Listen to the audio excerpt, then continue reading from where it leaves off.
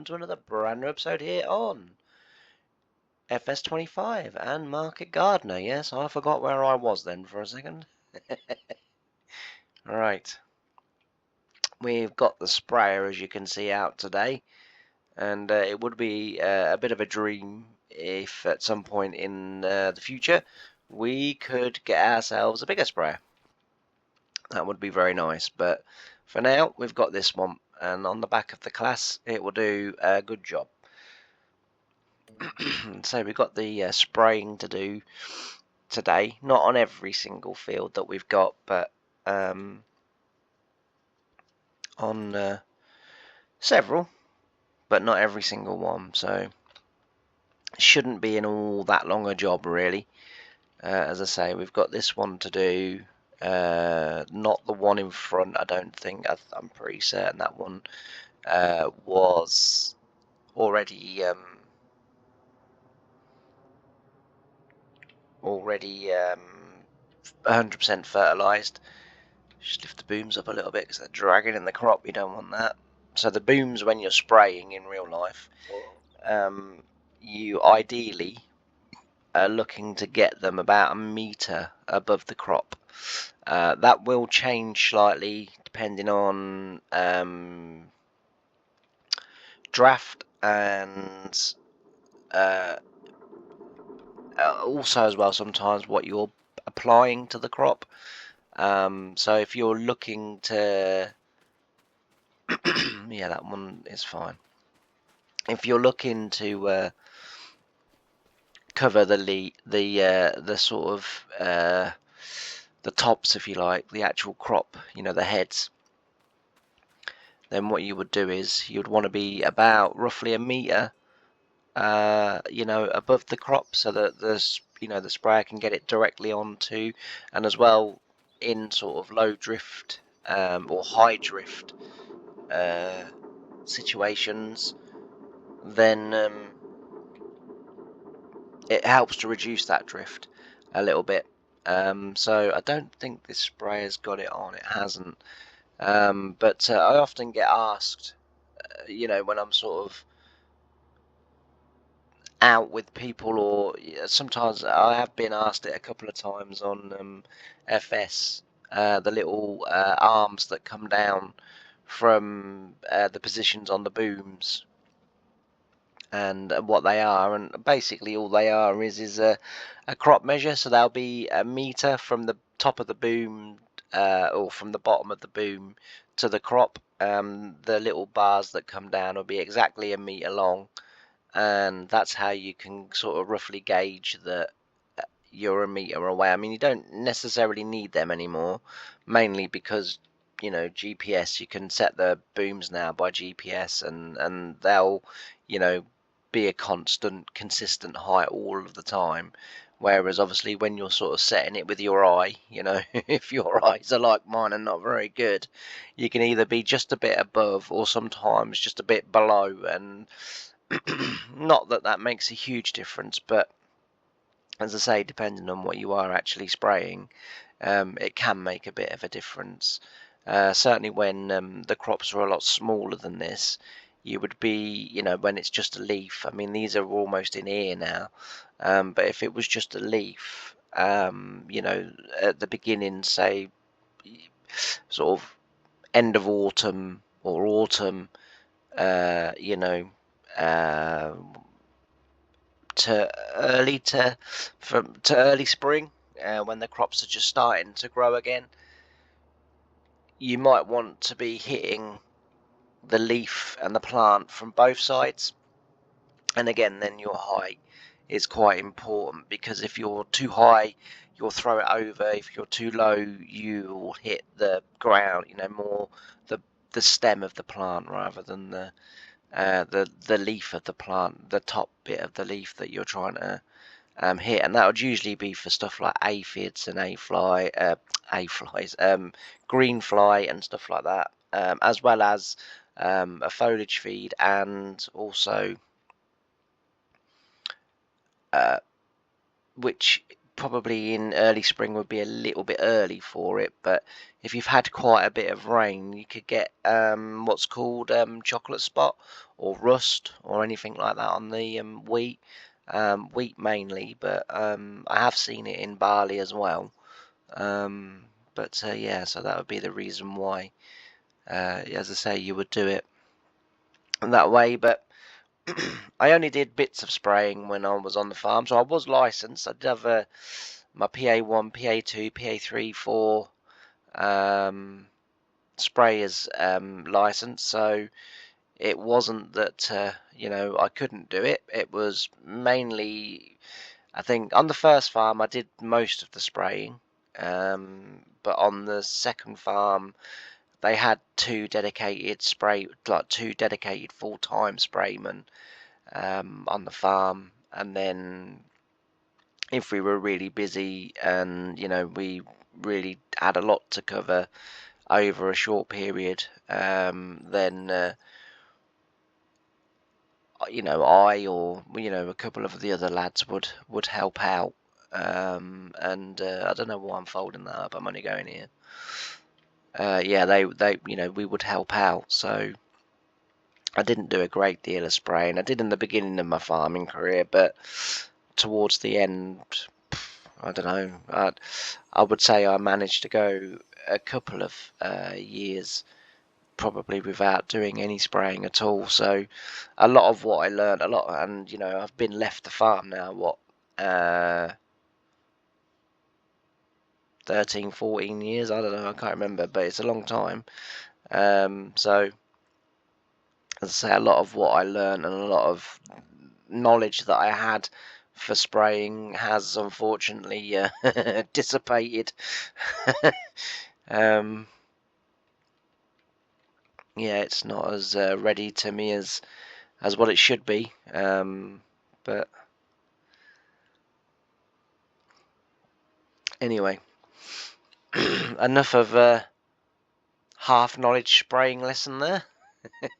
What we're doing today, so as you can see, we're obviously out with the sprayer at the moment, but we're also going to get the grapevines and the olives down today. So I've kind of not made my mind up with that area, and I did say in the last episode that I would allow you guys to message me in the comments with sort of ideas and suggestions about what we could do with that area in terms of making it fully efficient. I think the grapes and the olives do need to go in there, and I think maybe our animals need to be located elsewhere. I think that's going to be the best solution. So I've got one or two little ideas and plans about what I want to achieve where, and also about how I want to expand and grow the business, because obviously as I say, I'm trying to keep it as real to life to the the sort of dream, if you like, that I had way back when.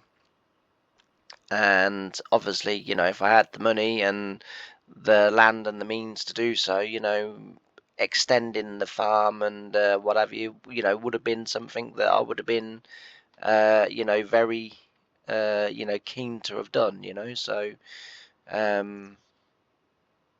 it's is something I'm keen to do also on here, to get the farm expanded, get it so that we're running at essentially full capacity, so yeah, that will be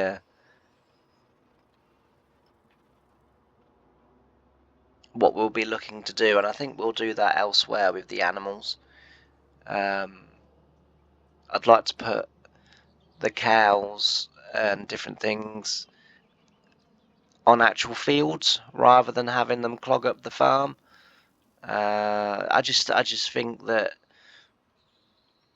again, that's possibly how I would have done it, because you definitely wouldn't be able, or well, I definitely wouldn't be able to afford to buy a dairy farm or anything like that. So I'd have to sort of make do with what was at hand, and as I say, to be able to expand the farm out a little bit would be very good. So, and not only would it be very good, but also it'd be the only way I could do it. So I think that's what we'll look to do.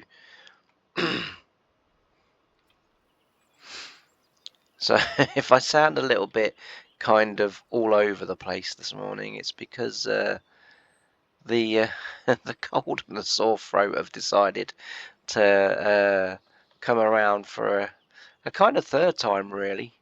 And being on all the medication that I'm on, I'm not actually allowed to take like flu and cold remedies because they interfere with all my heart pills that I'm on. But I rang my surgeon earlier this morning, and I said to her, I was feeling really rubbish. And I said, I just literally, I can't fight it off. I said, I get rid of it and then it's back. And she said, take this, do this, do that. It's fine. And she said, and then in a few days when you're feeling better and you've stopped taking them for 2 days, you haven't taken anything, you need to go to your GP and you need to get a couple of blood tests done, and you need to get sort of the usual what I have to have done if I do take cold remedies. So I'm a little bit spaced out on Lemsip's paracetamol. it's going. Today would not be an ideal day for me to be operating machinery. I can tell you that, because I do feel really drowsy. And a little bit spaced out. So it's kind of like thoughts come in, and as quick as I can grab them and sort of articulate them out, onto the microphone, they've gone again. And I'm having to pause thinking, what did I just think? So yeah, if I do sound a little bit spaced out, that's the reason why. I've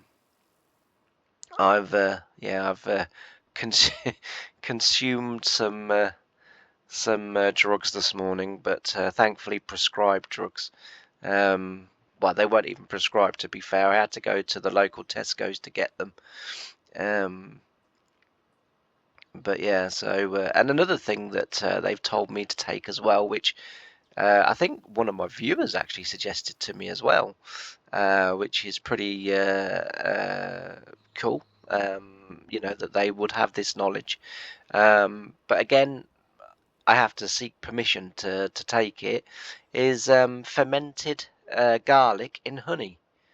Yeah, so apparently you get a jar of honey and you ferment garlic in it for at least 6 months, and then you pour it onto a spoon and just drink the honey. So with the fermented garlic in it, I was told by my surgeon that, and if she's watching, because she does ask about my YouTube channel. So hello, Vivian, and thanks for your help this morning. It was very nice to speak with you, and it was very nice to get some advice, because as I say, last week I kind of sort of put up with it and thought, yeah, I'll get rid of this. This is no problem. The cold and the sore throat is merely having a swan song, and it turns out that I did get rid of it again, and then it's back again, and I actually feel worse today, this morning, than I did the two other times that I had it. So I think it's coming back with a little bit of a vengeance this time. So yippee-ki-yay. We need to get rid of it. Oh, hang on a minute, I've taken the wrong turn in here. It's sort of funny when you turn down somewhere and you kind of think, yeah, this don't feel right. I don't remember seeing this last time I went down this way. It's the next one. The problem is I've got two opposite the farm, and when I'm driving down this road, and I always go the one opposite the farm, but it's the sort of second one from that way. This is the one I wanted. Right. We don't need to do the sorghum. I didn't drill it that way, but that's the way it's rode it. You can see by the roll marks which way I drilled it, because I rolled it the same way. But yeah, so as I say, that's the reason why I'm a little bit spaced out. That's decided that it's still gonna, even though I planted them the other way, it's still done the rows that way. That's good. Actually, I need to fill up. So what I'm going to do is, just because it is a little bit awkward and a little bit sore to talk, I'm going to go and fill this up. When we come back, we'll be in a bit of time lapse. We'll get the rest of these fields done. Then we'll get the grapes and the olives down, and we will then, as I say, move on a little bit. We'll have some. Do you know what? I've gone down the wrong. Honestly, I'm so far removed from reality that it's kind of like. Anyway, I'm gonna go and do that. So I'll see you in a bit. Bye for now.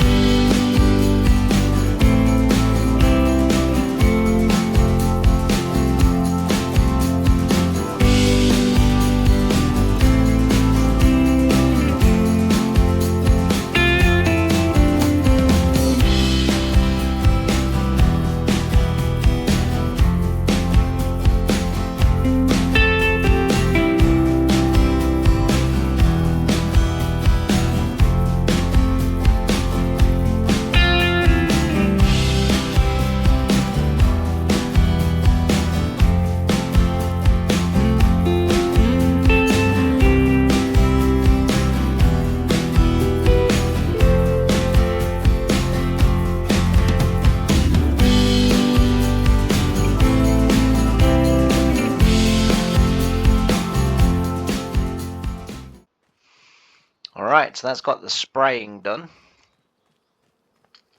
For now, at least, anyway.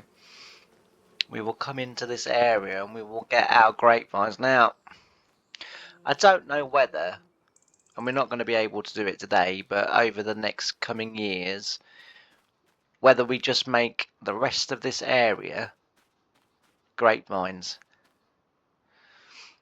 So all the way from there down to there, and then all the way from where the honey trap is, so this corner, all the way down to there, and then just leave a gap there and make all of this grapevines over the time, because I would like to sell grapes in the farm shop, but not only that, I would like to also, honestly, my head's all over the place today. This is how you do this. I want to show you. So a mod that I downloaded that. Yeah, there we go. That I wouldn't mind using now and then. I probably won't be able to find it now, but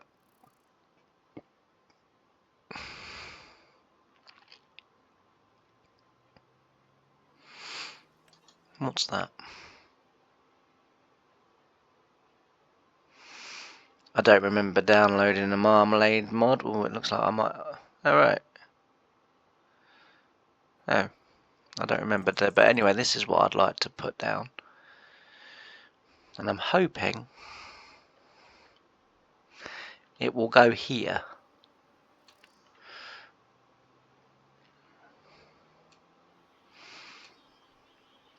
So to put it here, honestly, can't see a bleeding thing, son. Right, so we'll put it up against this bit here, and put it in there and have our own distillery. Well, not really a distillery, winery. Do you call them? Anyway.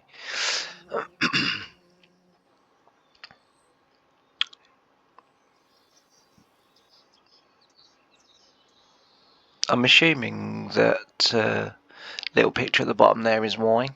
It doesn't look like wine, if I'm honest with you. It looks like some sort of kind of alienated mess.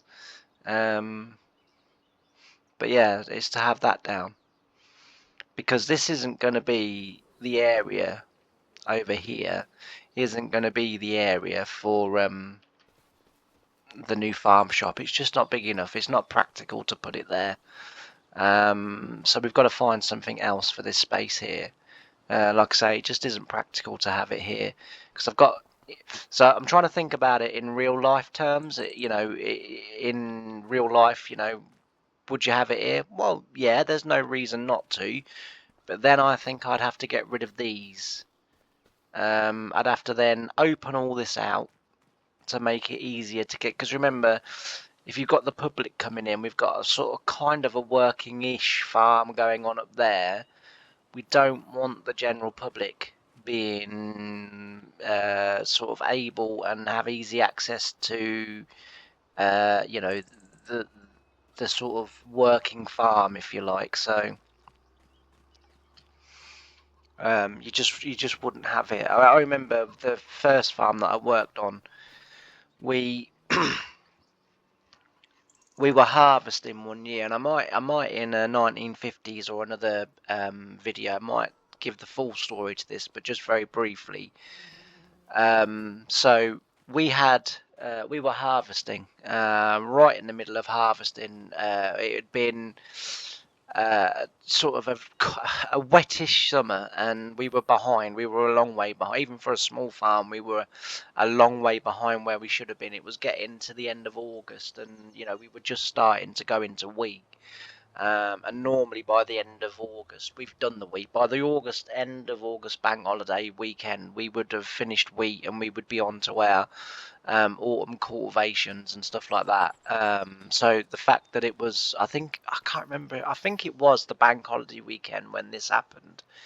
As I say, the sun was out, and we was basically, myself and John, you know, was basically told, you just keep working till as long as you can sort of want to work, you know, and you know, sort of John said to me, he said, we'll cash in. So I said, okay.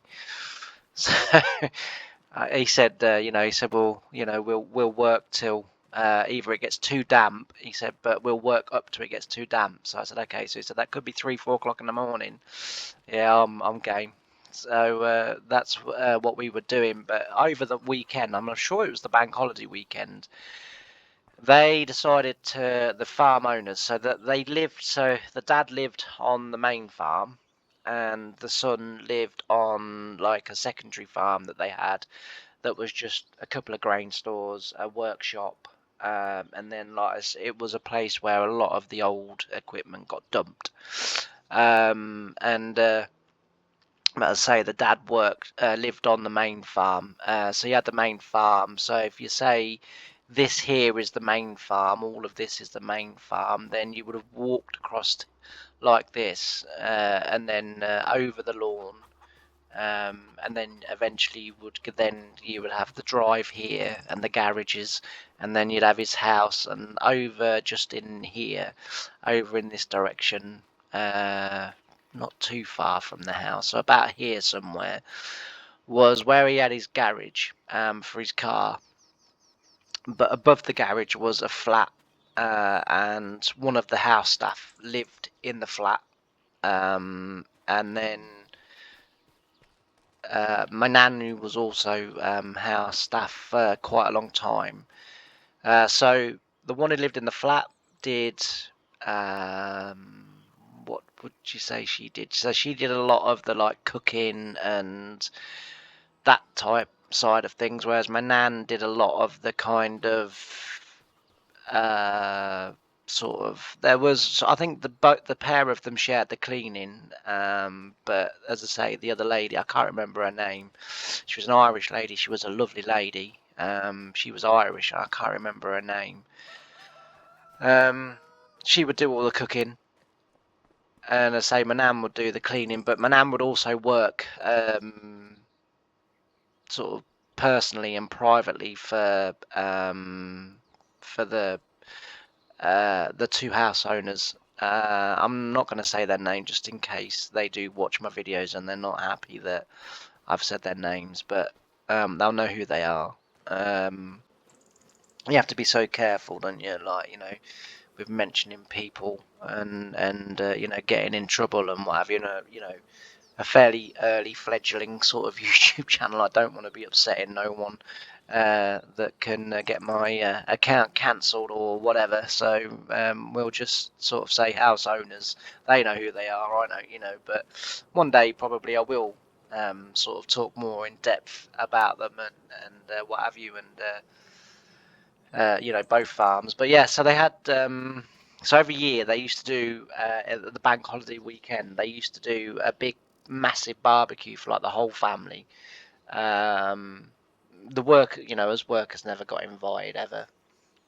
But like my nan would be there, the other lady would be there, you know, and then all the family would come down. And normally it was done on that August bank holiday weekend because harvest was finished, so the tractors weren't, you know, like coming in and out of farm. So we had John Combine in, and we had 2 tractors and trailers.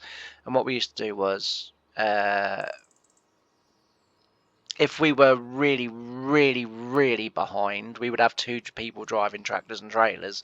But sometimes over the weekends, because the farm that I worked for was very tight, it was me and John, and we had still 2 tractors and trailers. But essentially what would happen is I would just keep driving tractors and trailers to and from the farm and unloading them, and John would just empty into the trailers on the end of the field. So that's kind of how we would do it.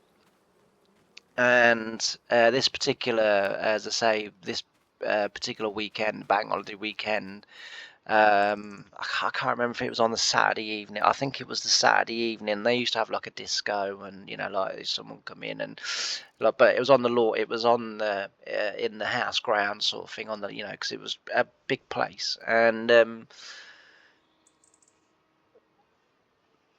it's probably getting on for about 8, half 8 in the evening. So, you know, considering the night before I was working till, you know, sort of 2, 3 o'clock, and then I was back at work again, you know, sort of at 7, well, 7:30, because I was a little bit late that morning. And not that anyone minded or said anything, because John didn't get there till I think it was about 8:30. But I got there about 7:30, and so I'd been at work since 7:30. So, you know, first job of the day, blow all the machinery down. Let's put some grapevines down while I'm chatting, because we're just walking around and doing nothing. I think, yeah, there they are. That one. So what I'm going to do is I'm going to run them from here down to there. We can come right to the end on this side, but we can't that side. I'm going to run it down that line, but we can't this side because obviously the grape harvester's got to get out and turn around again. So if we go to about there, that should be fine.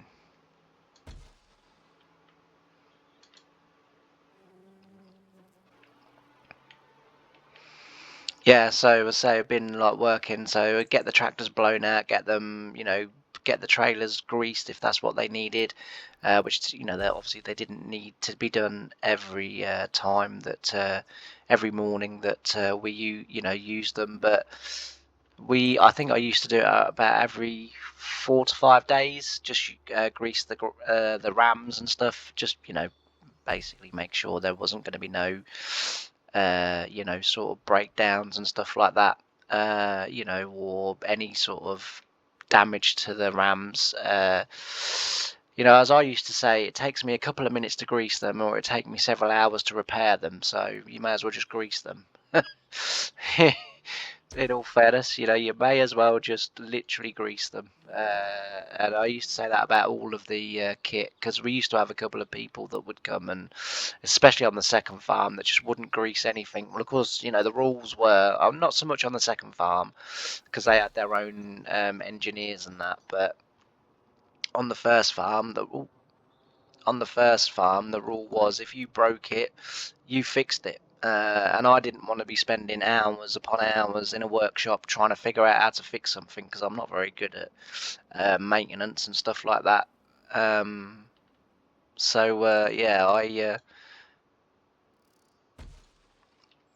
right, I'll do one more. Let's just try and turn it. I'll do one more, and that'll be our start then.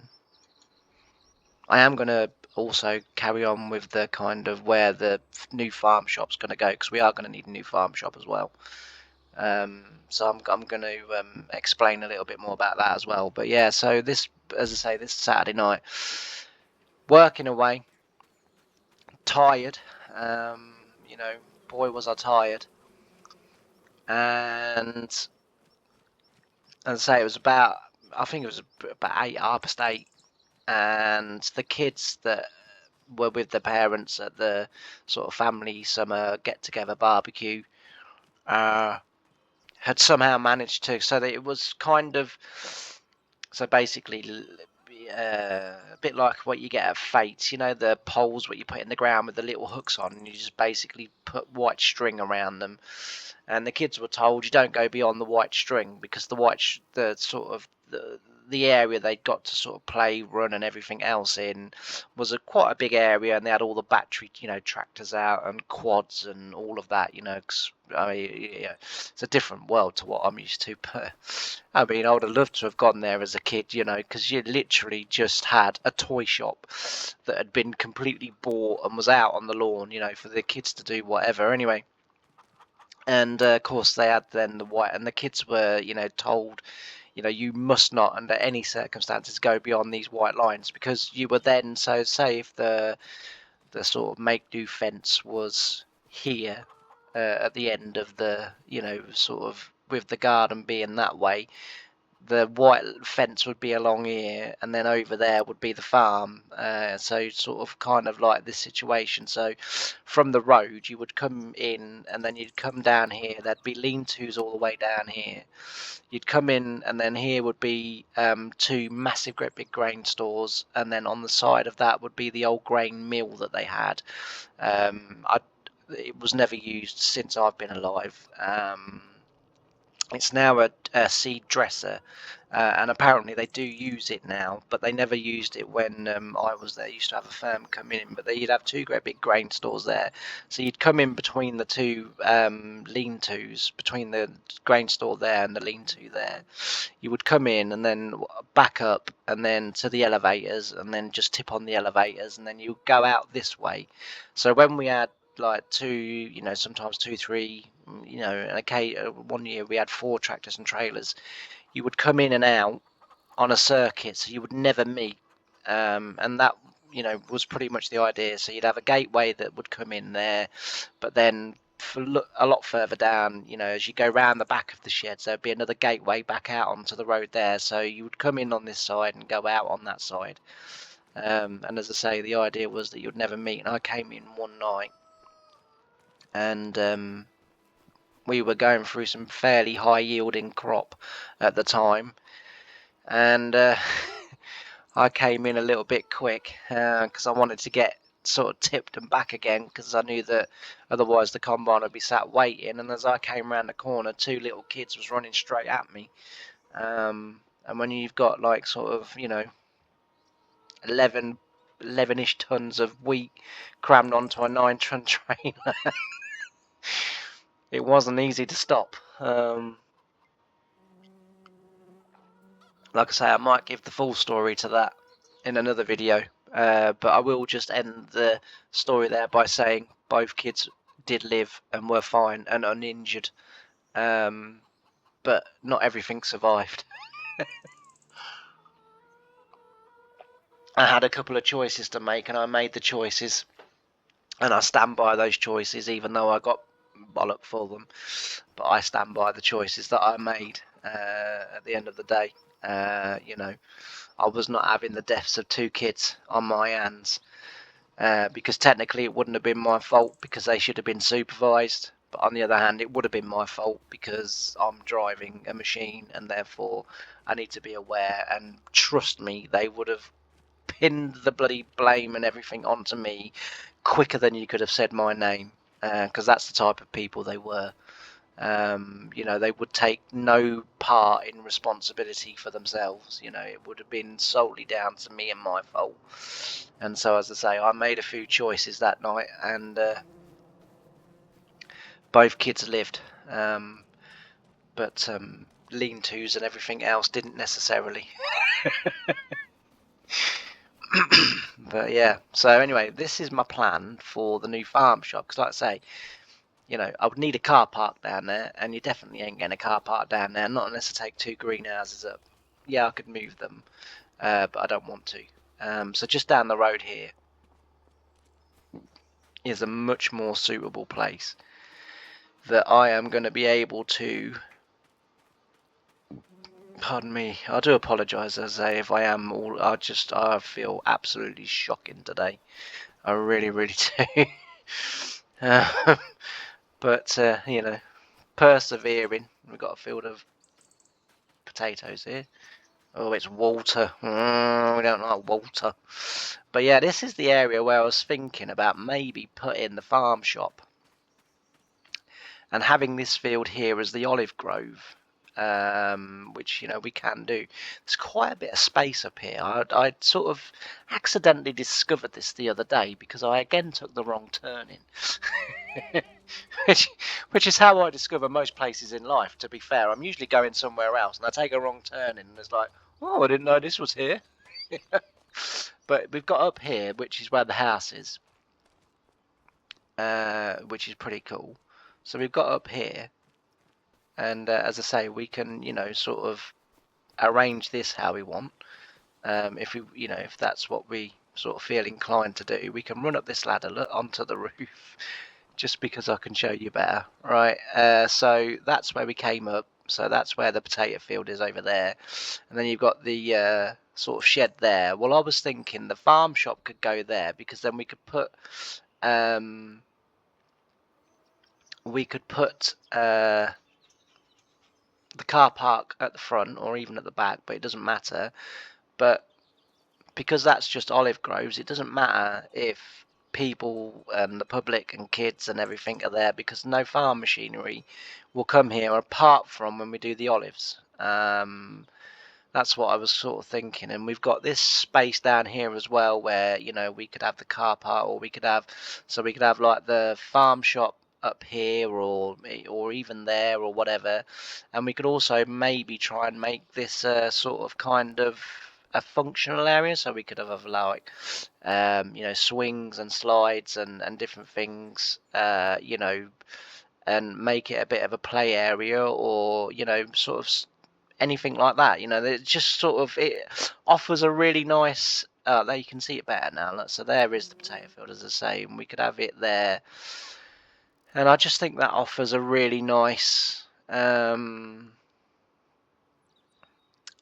know, sort of opportunities for expansion. You know, I mean, this is very expensive, this bit of ground. You know, yeah, I can afford it now, but I can't, because there are sort of still other things I want to get done first. But you know, we could even have this area here as like the animals, so we could have like sheep in here, we could have like some cows in here, and make it a bit of a sort of petting zoo area, you know, or farm area, you know. So there's lots of things we could do here, and I just think this would be absolutely perfect for expansion, because it's quite a big area. Like, say, we can't really do much with where the house is, but we can live in the house. I mean, that's, you know, that's no bother.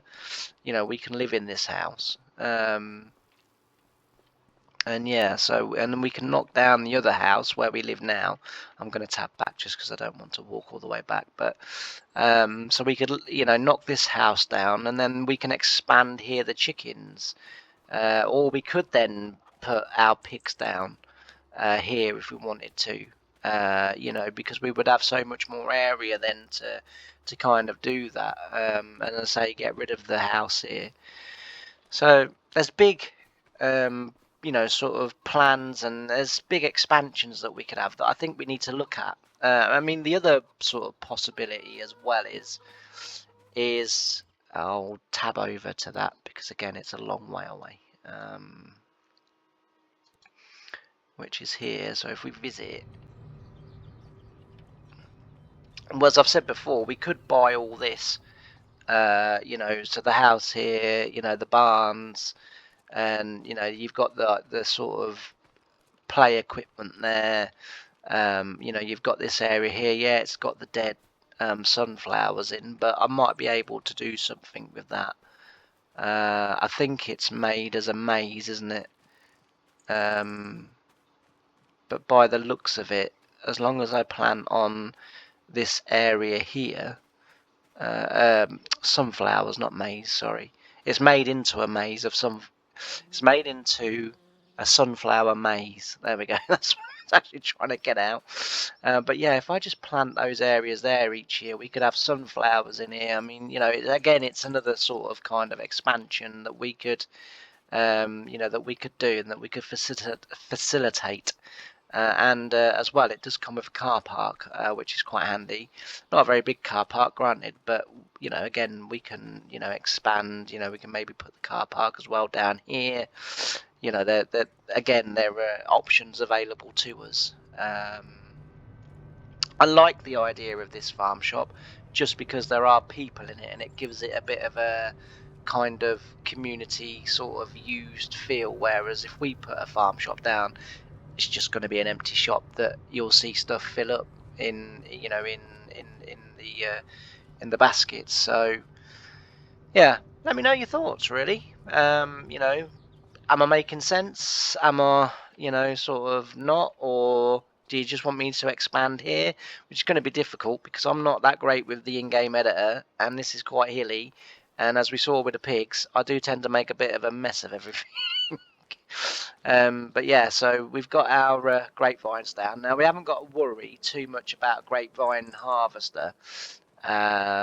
Because what I'll do is I'll employ some people over the summer months, and they can come along and they can hand pick the grapes for us. So we've not got to worry too much about a harvester. But what I do want to come available in here, I know again we've got the money to oh look, 2 challenges have come in. Not that I'm buying them, but oh, and an S 9S. I'll tell you, that is my favourite farming simulator tractor by a million country mile. If it will let me select it. Hello. But yeah, so this is my sort of favourite tractor on FS at the moment. It's really, really good. This is really like that tractor, but I want in here. So thinking about buying this trailer just because it is slightly higher capacity than my trailer that I've got at the minute. So I'm thinking about buying that trailer.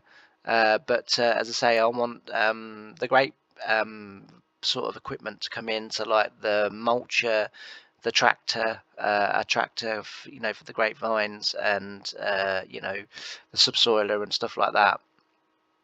But and the sprayer and things like that. But as I say, in terms of harvesting, I'm not too worried about getting a self-propelled harvester yet. We're really not there, and we need to get this up and running.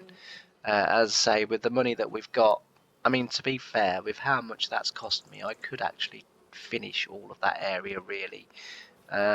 So that might be something we do. But the other thing that I want to come available in the used sale equipment is potato equipment. So, you know, planter. We've got the ridger already, so we just need a planter and a harvester. Now, I've got my eye on specific stuff that I need, and again, I do have the money to buy these brand new, but you know, if we could buy something like that, that would be absolutely fantastic. We don't need nothing fancy like that. That would be brilliant if we could buy that, and then, you know, something like that or like that, you know, would be absolutely fantastic for us.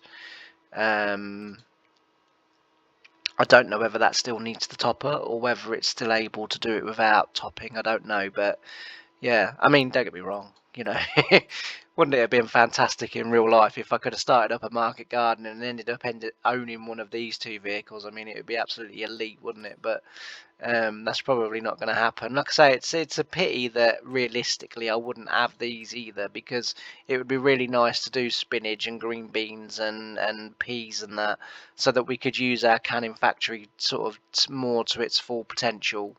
But you know, I just wouldn't own anything like that. I mean, whether we could sort of maybe come up with an idea between us of maybe owning sort of land and what have you. I mean, it's a bit tricky, isn't it? It's a bit like sometimes 1950s. This is where I'm sort of at with owning that sort of stuff at the moment. So in 1950s, I try as much as I can to try and keep it as near to life as the Hill family and the Dairy family had their farms and the things that went on, right? But sometimes I kind of think, but I'm making content and it is a game, and I need to use the game not only to its full potential, but I also need to make interesting content, sort of thing, you know. Um, and it's often about getting that fine line and fine balance, you know, of doing that. So it kind of sometimes leaves me with one hell of a dilemma, and that's kind of how I feel with this one as well, is that I'm kind of at that point where, you know, all right, I wouldn't buy them brand new, but second hand I could afford them, you know, and you know, we could sort of get, uh, as I say, using the canning factory to its full potential by doing the peas, the spinach, and the green beans and stuff. So I don't know. Again, in the comments, let me know your thoughts. You know, do I sort of go with what would be real life, or do I mix what would be real life with game mechanic, you know, sort of, you know, experience in the game, so to speak, and doing it that way? So I don't know, but as I say, let me know. But one thing I do know, I am going to leave this episode here. I know it's been a bit of a kind of up and down episode, but we have done a little bit of field work. We've done our spraying. We've got that done. When we come back next time, I'd have moved on at least one day. That's one thing I did want to check.